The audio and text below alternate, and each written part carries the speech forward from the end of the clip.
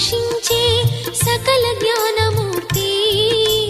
ఎవరింట తాను కొలువుండునో కలుగును వారికి కీర్తి. సకల సంపదల మూలము సుమనోహరి లక్ష్మి.